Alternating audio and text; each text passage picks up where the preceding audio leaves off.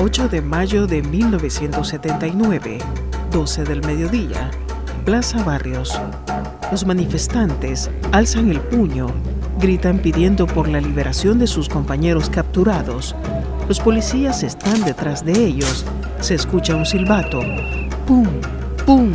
¡Pum! Suenan las balas.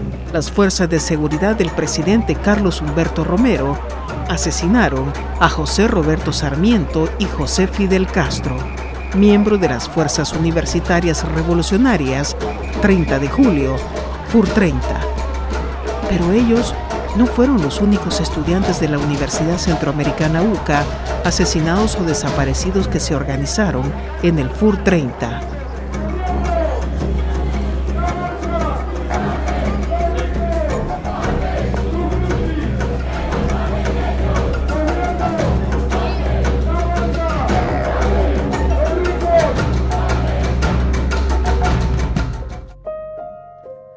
Entre mayo de 1979 y julio de 1981, la dictadura militar asesinó y desapareció a 7 miembros del FUR 30.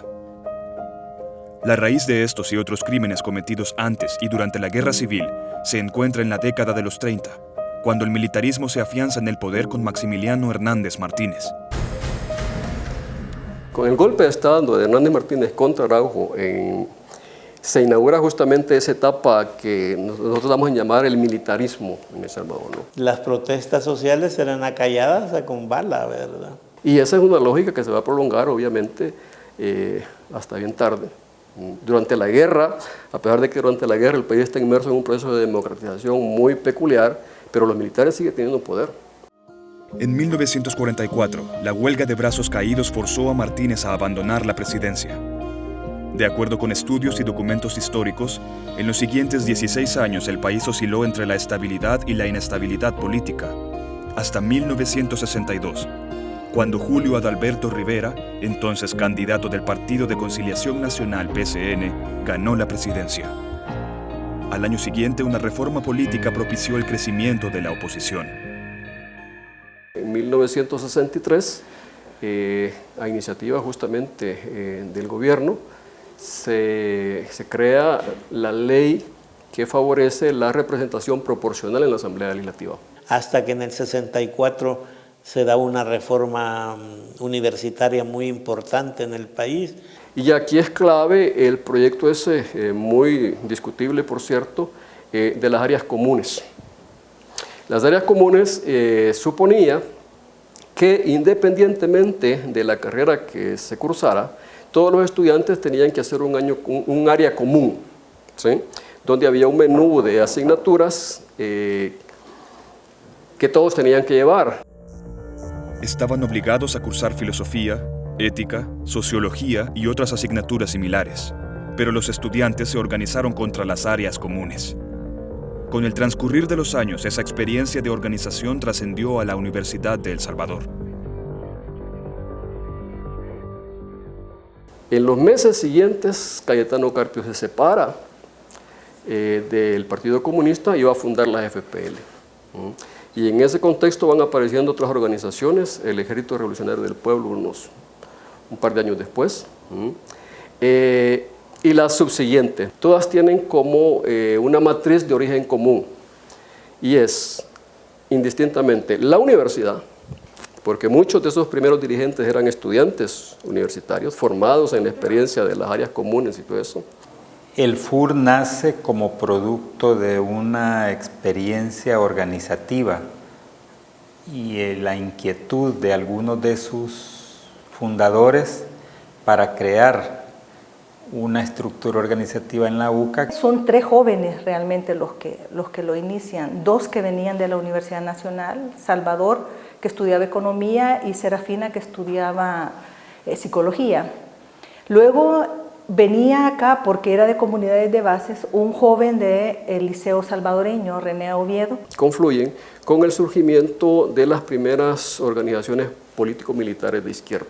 El evento del 30 de julio, o sea, la masacre estudiantil de universitarios aquí en la 25 Avenida, cerca del Seguro, es lo que, digamos, detonó el movimiento estudiantil aquí en la UCA. Ya para mediados de los 70, todas estas organizaciones crean sus frentes de masas. Y dentro de esa lógica de frentes de masas, siempre está el componente estudiantil. En ese agrupamiento es que la gente que fundó el FUR encontró el mejor espacio para participar en la gestión, en la generación y la promoción de demandas de la población frente al Estado, el gobierno. La CFPL, su frente de masa es el Bloque Popular Revolucionario. Y así es que se fue creando el vínculo entre el FUR y el Bloque Popular Revolucionario. El FUR 30 fue el agrupamiento, formado únicamente por estudiantes de la UCA, que se involucró en las luchas sociales de los años 70 y 80. Como aglutinamiento se alió al Bloque Popular Revolucionario, brazo de masas de las Fuerzas Populares de Liberación FPL, una de las 5 organizaciones que formó el FMLN. Si en los años 60 el régimen abrió espacios de participación a la oposición política, en la década siguiente, según estudios históricos, lo cerró. La movilización popular, sin embargo, ya se había tomado las calles. Pareciera ser entonces que los momentos de apertura política del régimen son justamente los que sirven como de caldo de cultivo, de fermento para la movilización social.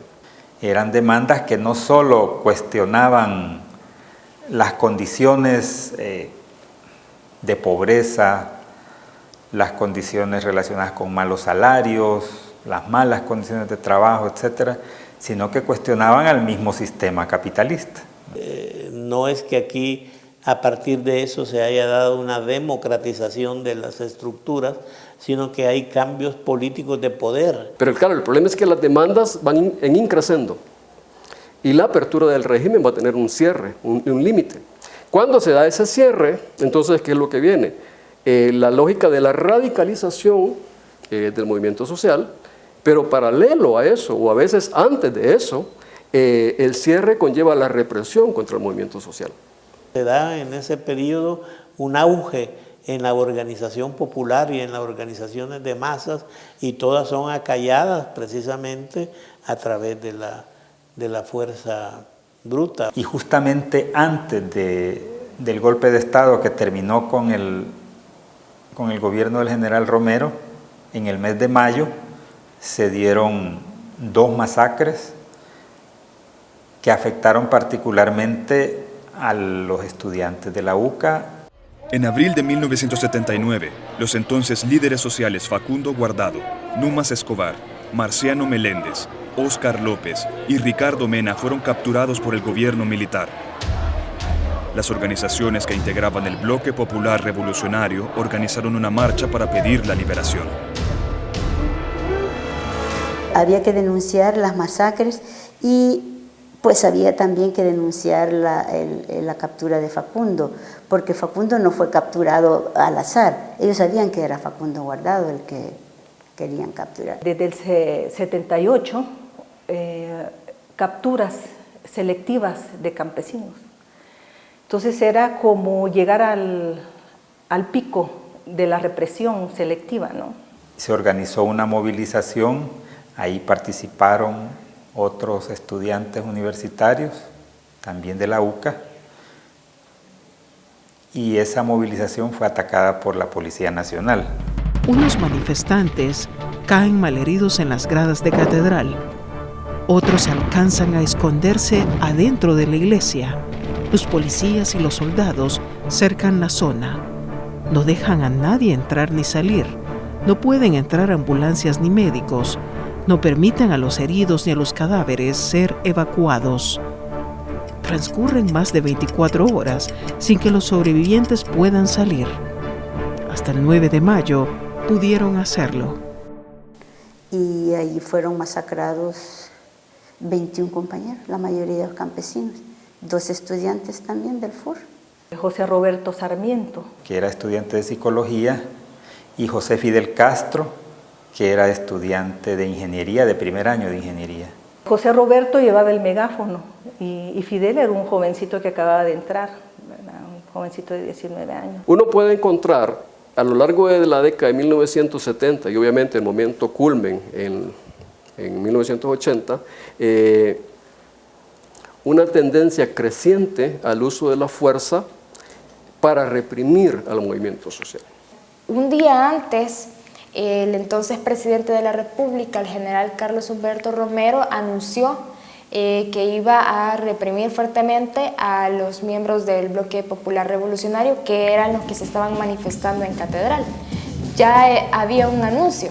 Siempre supimos que esas eran cosas que podían pasar, nadie las andaba buscando, nadie andaba buscando morirse.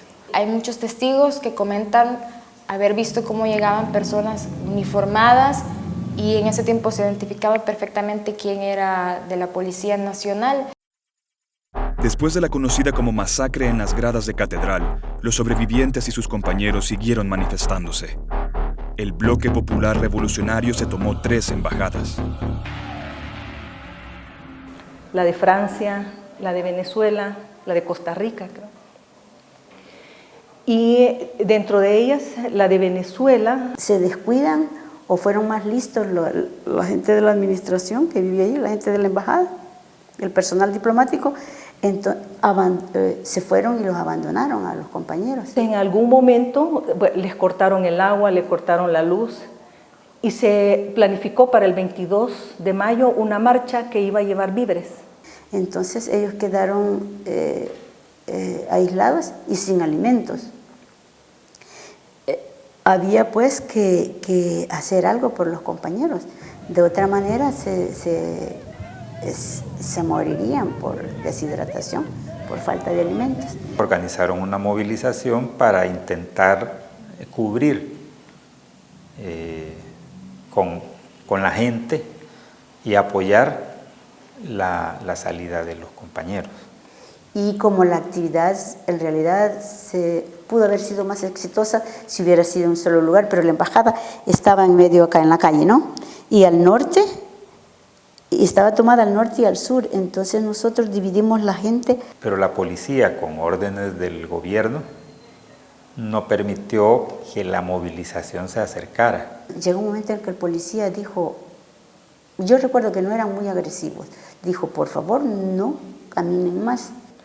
En ese momento era tanta la convulsión nacional que el presidente Torrijos había mandado un avión para evacuar a los ocupantes. Los policías se dividen en 2 grupos. Primero disparan los que están enfrente a los manifestantes, luego los que están detrás de los manifestantes. Los ilesos huyen a esconderse en las comunidades más próximas. Y oímos que balazos que nos atacaban atrás. Entonces dijimos, bueno, todos a retirarnos. El grupo nuestro, que estaba al sur de la embajada, teníamos, quizá para nuestra buena suerte, el tugurio, donde podíamos escondernos. Nos tiramos ahí y yo no recuerdo, parece que es un sueño, pero oí que me dijo un compañero, me dice, Malena, me dieron Malena, ay, me dieron Malena. Y era un compañero que siempre pasaba con nosotros aquí, Misisiopo, él era del secundario. A mí también Malena, era Delfina Goches, pero seguí, me dijo, seguí y no te levantes. Ellos 2 mueren sacando gente por el tugurio, ¿no? Ahí es donde los alcanza una bala. ¿Cómo llegué a otro refugio, a otro tugurio? No lo recuerdo, pero entré a ese lugar y les dije yo que me había quedado atrapada en esta balacera. Y me dice la señora, usted es la que venía con el megáfono. Pero no acepté que era yo. Sin embargo, me dejaron entrar y me dejaron pasar la noche ahí. Y en la madrugada me dice la señora, mire, nosotros vamos al molino, porque vendían tortillas. En la mañana la vamos a sacar, me dijo. Bueno, pues le dije yo.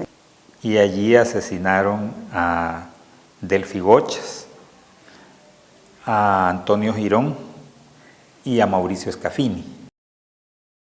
Llego a mi casa y a mi familia, a mi hermana llorando, que dice que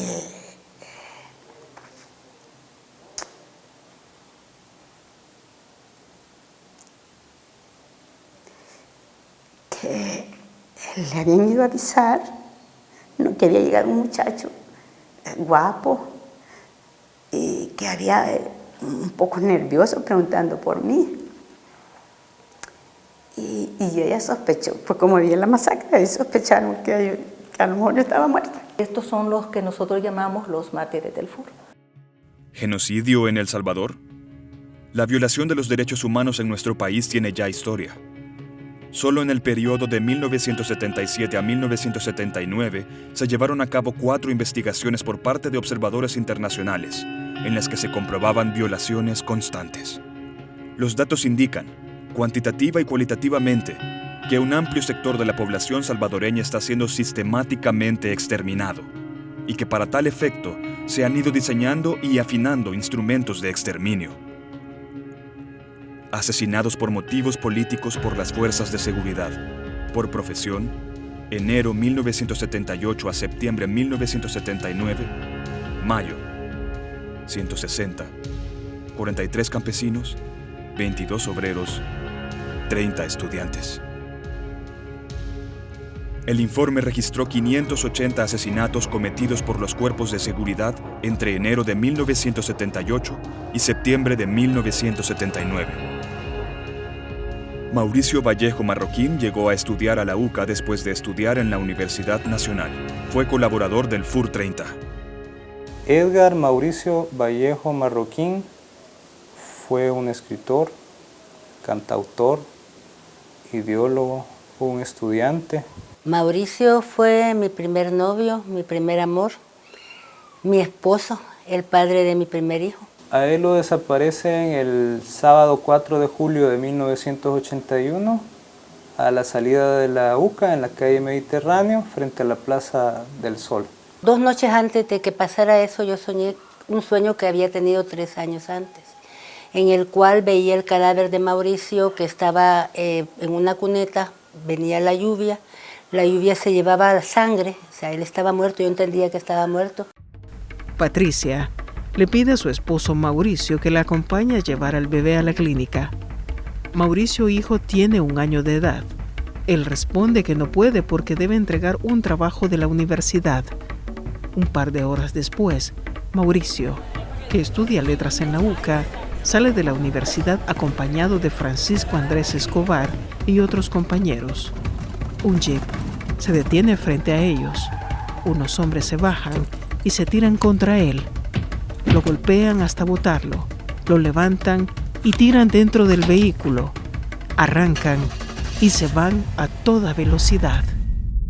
No sé quién habló por teléfono, pero era uno de los sacerdotes de la UCA, dijeron, que hablaban de ahí y que Mauricio se lo habían llevado hombres fuertemente armados. Mi mamá se fue a buscar al padre Santa María, que en esa época era el rector del externado San José y era profesor de psicología en la UCA. Y le dijo, bueno, hay que ir a la Cruz Roja, hay que buscar lugares. Fuimos a la Cruz Roja, todo estaba cerrado, era sábado por la tarde. Se buscó la tutela legal del arzobispado, que en ese momento estaba en Génesis. Se buscó la Procuraduría General de Pobres. Fuimos a un montón de partes, fuimos a la policía también, y en todas partes pues la noticia, la respuesta era, no se sabe nada.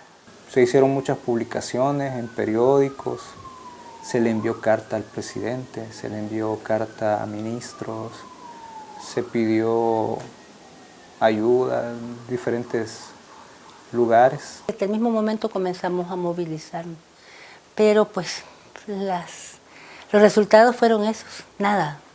En esa época mi bisabuelo murió, mi bisabuelo le dejó una herencia a mi mamá y pues todo ese dinero se fue pagándole a militares que mentían diciendo de que por tal cantidad lo iban a regresar. Jugaron mucho conmigo. A mí me quitaron mucho dinero, había que reunirme en diferentes partes y había que llevar dinero para decirme algún dato sobre Mauricio. Cada vez que se hablaba de un muerto que había aparecido o pedazos de extremidades de alguien en algún lado, pues ellos iban a ver. Por muchos años yo pensé de que alguien me iba a dar una noticia que estaba en algún lugar fuera y que me iban a decir, hemos visto a Mauricio, creía verlo en diferentes rostros, en diferentes partes. Para ellos es importante que al no haber justicia de parte del Estado, por lo menos se comience con la exposición de la verdad, una verdad oculta, una verdad silenciada. Yo crecí toda la guerra esperando que mi papá llegara. Y lo mismo mi mamá y mi abuela. Llegó un momento, cuando ya estaba ya más grandecito, se murió mi abuelo, papá de mi mamá. Entonces íbamos a enflorarlo y yo le dije yo, bueno, aquí yo no puedo seguir sosteniendo esta mentira. Y era Mauricio, mi hijo, era muy, muy inteligente, muy chispa, muy acucioso. Entonces me preguntaba, bueno, y mi papá, y no me escribe, y no me llama. Y entonces le dije, mira, tu papá se murió. Y tu papá ahí está, en la misma tumba. No hubo problema el primer año porque pues no podía leer. Pero ya luego que ya podía leer, no decía el nombre del papá. Solo decía el nombre de mi abuelo. Entonces vino y le dijo a la abuela, a mi suegra, que venían de ponerle flores a su papá y a mi abuelo. No le dijo, tu papá no está muerto. Y no estaba ahí el nombre, no estaba el nombre. Entonces él se puso furioso y me dijo, me mentiste. Con un desaparecido político, a pesar de que vos racionalmente sabés que debe de estar muerto, o es la lógica lo que te lo hace ver, tenés esperanza de que lo vas a ver, porque no está el cuerpo. Entonces seguís esperándolo. En una ocasión, que por cierto era 15 de septiembre, me dio una fiebre a Mauricio, a mi hijo, y fiebre a mí también. Y yo lo soñé parado a la par de la cama. Yo le decía, mira, estás muy bien. Y me decía él, este cuerpo me lo he puesto así para que esta sea la imagen que recuerdes. No se pueden tomar como crímenes comunes, porque sucedieron en un contexto social y en un contexto político de represión, de violaciones sistemáticas a los derechos humanos. Por eso algunos familiares de los compañeros y compañeras que fueron asesinados o desaparecidos han iniciado procesos de búsqueda de justicia. Que se pueda abrir investigación sobre los casos estos que han quedado impunes, ¿verdad? O sea, como que nada pasó, como que es natural la represión. Mientras no se investiguen, ni se sancionen los responsables, ni se reparen las víctimas, el Estado está incumpliendo una obligación que ha asumido a nivel internacional. Sí queremos saber dónde quedó y queremos enterrarlo como se debe. Después de los asesinatos y la desaparición, los compañeros de las víctimas quieren justicia. Hay, sin embargo, un largo camino por recorrer.